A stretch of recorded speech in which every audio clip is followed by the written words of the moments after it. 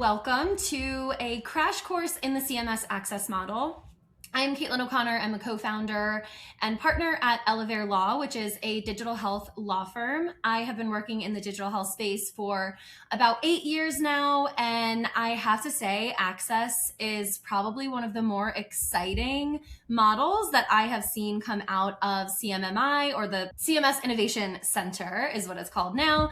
And so I'm really excited to share some more information about the ACCESS model. I'm also very excited to be joined by Luis Argueso. Yes. Perfect. Love that for me. Luis is I will let you introduce yourself too quickly, Luis, but Luis is far and away one of the most intelligent people I know in the value-based care space. And I go to him a lot whenever I have questions. So I'm really excited to be here to have this conversation with him today. Just really quickly for everyone watching, I am a lawyer, but I am not your lawyer. This video is not legal advice. So please consult a lawyer if you need real legal advice. The last thing I'll say is we're going to go through this presentation and we're going to go through it pretty quickly so that this video is not, 2 hours long. I'm sure Luis and I could both sit here and talk for hours on end about this. But for today, we're going to go through part 1 of this series very quickly. There are some detailed images that provide a lot more detailed information than we will probably say out loud.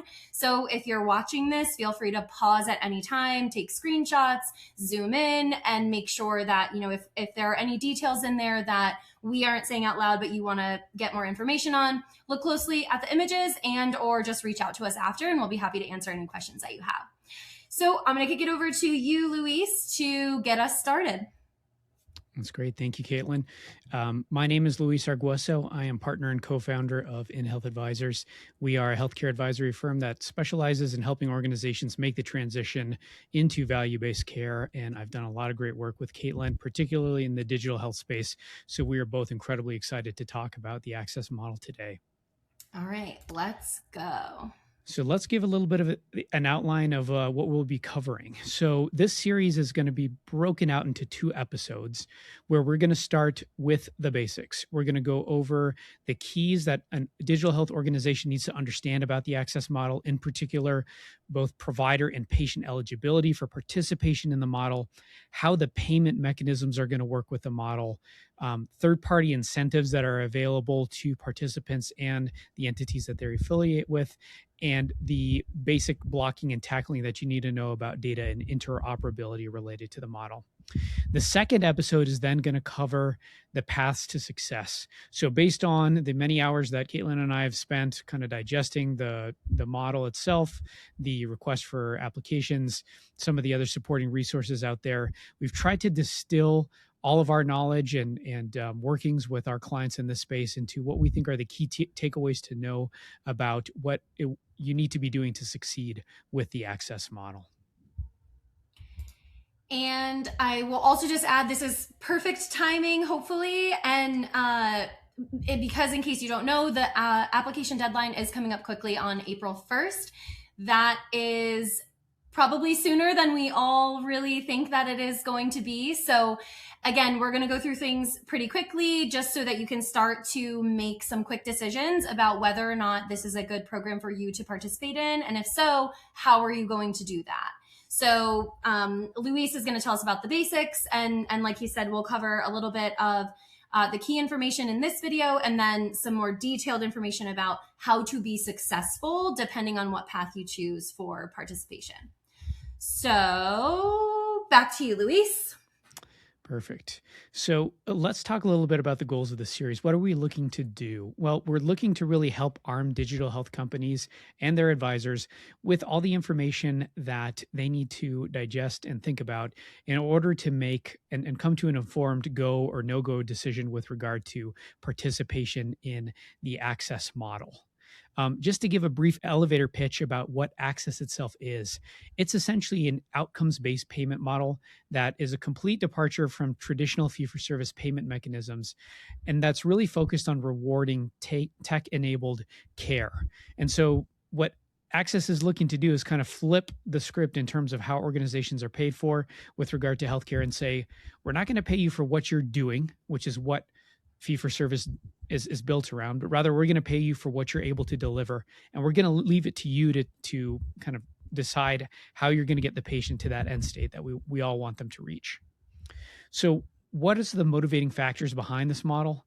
Well, really, there are kind of two key lenses to look at this through. The first is tying payment, as I mentioned, to outcomes as opposed to activities, which is what was done in fee-for-service, and really relaxing a lot of the red tape around how that is done, with a lens to recognizing that technology, particularly with all of the wearables and other sensors that patients can have, and the incredible things that artificial intelligence can do, can really create a framework for delivering good healthcare that doesn't necessarily have to be tied to the traditional model of, well, you got to meet certain time requirements and document this sort of needs for patients' history in order to get paid.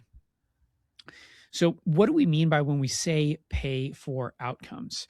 We're going to talk a lot about this in a little more detail, but really what the bottom line is that in order to receive the full financial opportunity that exists within this model, you need to show that you can deliver results to earn that full payment. And we'll talk about what that means in particular later on. Yeah, and I think that, I just said a couple of seconds ago that this is probably one of the most exciting payment models that I've seen come out of CMS in my entire career. And the reason for that is really because it is the first model I have seen that I believe successfully, truly incorporates and incentivizes providers to adopt technology that we all know is valuable and helps to deliver those results that we want to see, to truly help us start to shift toward more accountable care models, more value-based care models, and really start to shift away from fee-for-service in a way that, I think we've been talking about for a long time as an industry, shifting to value-based care and paying for outcomes. But I think that this model is the first time I've seen a model come out of CMS where the data and the outcomes that you have to be successful are very accessible. They're very achievable. In a lot of ways, they are outcomes and it's based on data that a lot of my clients anyway already have and are already tracking. So I think it's a more accessible model, not just for, access to technology in the way that patients want it, but accessible in terms of digital health companies really being able to move the needle and prove the value of the tools that they provide. So let's talk a little bit more about some of the specifics here. So there are 4 specific clinical tracks, which Luis will talk about in a little bit more detail. And before we get to the specifics of the clinical tracks, let's talk about who can actually participate in Access, because you just heard me say, I'm really excited. This is going to be great for digital health. What I want to make sure everyone understands is that in order to actually participate in Access, in order to actually get paid for outcomes directly from Medicare, you have to be a provider. You have to be enrolled in Medicare Part B. And you can't do that if you are a digital health company that is not enrolled in Medicare Part B and that does not have a clinical provider-led infrastructure. So that's really important. So you have to be a Part B healthcare provider. You don't have to necessarily be a physician group. There are other types of providers that can be successful in this model as well, but you do have to be enrolled in Part B. So all of that to say, we will talk in a little bit about, as a digital health company, how you can participate. If you are not currently a provider organization, this does not mean that you have to be in order to move the needle and in order to get paid for outcomes. But it is an important piece if you want to be the party that contracts directly with Medicare and gets paid directly by Medicare for those outcomes that you can drive. So Part B enrollment is a threshold matter. You absolutely have to have it. The second piece is there has to be a medical director that is accountable for the Access model and for the practice's success in the Access model as well. So this may not be a traditional medical director, right? Like I said, Luis is going to talk a little bit in a moment about the specific clinical tracks and what they mean, but that medical director has to have the right type of education and experience and expertise to know how to monitor and manage patients within whatever clinical track or tracks you are basing your access program on. So again, this is not just any medical director can be the medical director or should be the medical director for an access program, but you'll have to have a medical director that is specifically experienced and knowledgeable in the specific clinical track or tracks that you are managing. The second piece of eligibility is beneficiary eligibility. Now, one thing I didn't mention, but I do want to clarify, is when we say participant eligibility, we are talking about providers specifically. In some payment models, a participant might be actually the patient. In this model and in this presentation, participant refers to the provider. Beneficiary refers to the patient. So what types of patients are eligible to be patients that you treat under access and that you drive these outcomes for, that you can get paid for? The first thing is they have to be enrolled in traditional Medicare. So they have to be enrolled in Medicare Part B. This is common. It is a prerequisite to a lot of other forms of Medicare enrollment for beneficiaries, such as Medicare Part C or Medicare Advantage. But at a baseline, patients have to be enrolled in Medicare Part B. And in some ways, that might mean that they actually won't be patients that are also enrolled in Medicare Advantage, or if they are, it's for a different purpose and it's not a plan that covers this particular condition. So they have to be enrolled in Part B. That's where the billing is going to go. It's going to be under Part B. Second to that, there are even more specific inclusion and exclusion criteria for those patients. So the image you see in front of you and the clinical tracks that Luis is going to tell us about are fairly broad, right? These are 4 clinical tracks that are intended to capture a wide range of patients and a majority of patients, potentially even, but there are specific inclusion and exclusion criteria that Medicare has already established to say, just because a patient has a particular condition that might fit in this MSK track, if they have certain exclusion criteria, they're actually not a good fit, and so you can't attribute them to your access population. So just keep in mind that the clinical tracks at a high level are important, but that's not the full story. And so you'll want to look more closely at each individual patient. What is the appropriate patient profile? And we'll talk about that in a little more detail in the second part of this series, where we go into some more detail on the operational considerations and the clinical considerations and how to be successful. So those are the baseline requirements. Luis, I'll kick it back over to you to tell us a little bit more about the clinical tracks and what they mean for people who might be watching. Excellent. So as Kaitlyn mentioned, there are inclusion criteria, and there are 4 potential tracks that a patient can be attached to. Off the bat, I do want to mention that a given individual patient can be part of more than one of these tracks. So you can have a patient that is that has an MSK condition and a behavioral health condition, an eligible condition, and they can participate in both. And the access participants for which the beneficiary is aligned can receive separate outcome aligned payments for both. So I do want to mention that a patient can fall under multiple tracks. However, a patient cannot have multiple treating organizations for a single track. So you can't have MSK Organization 1, MSK Organization 2 that are receiving OAPs for this patient. That said, on the flip side, organizations can participate in multiple tracks. So you can have a digital health organization that, let's say your focus is on treating patients with chronic comorbidities, and you do that through a behavioral health lens. You can, for example, be able to receive, you single organization, OAPs for treating a patient that has prediabetes while also treating an underlying behavioral health condition like that, depression. So with that out of the way, there are 4 tracks for which patients can be included.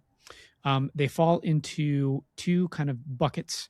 One is metabolic and cardiovascular tracks, and the second is more specialty and functional tracks. The first bucket covers what's referred to as ECKM or CKM. Stands for early, CKM stands for cardiovascular kidney metabolic conditions. And so in the ECKM bucket, you've got patients that are on the way to potentially developing more serious CKM conditions. So patients that have prediabetes, patients that have hypertension. In the CKM bucket, you have patients that are diagnosed with an actual condition, CKM condition. So diabetic patients, patients that have chronic kidney disease, patients that have heart failure, cardiovascular disease.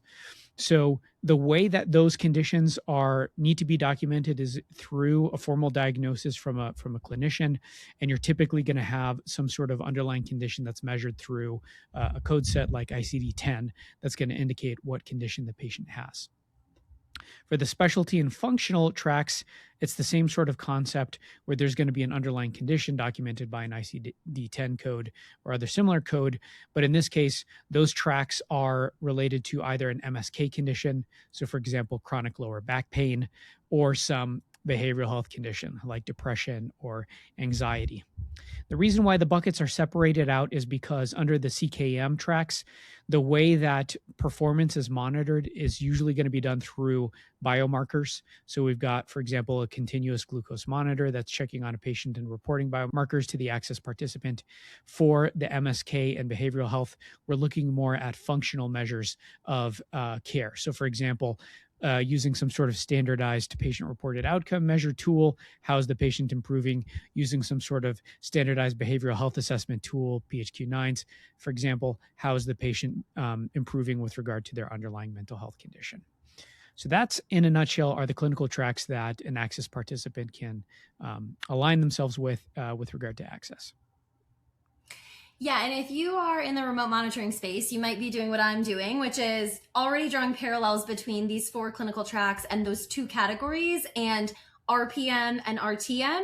On the left side, the physiologic metrics that relate to ECKM and CKM, and on the right side, you have more of the RTM metrics that are related to MSK and behavioral health. So if you're in the remote monitoring space, I think that you are probably a very good candidate to participate in ACCESS in some way. Certainly lots of other technologies as well. If you've got a really solid risk stratification or early intervention algorithm, you can start to see where you might be able to fit into one or more of these clinical tracks. So, keep thinking about that as we go through some more of this information.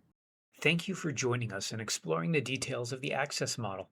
We invite you to watch our other videos on the basics and paths to success in the ACCESS model. We welcome outreach if you have any questions.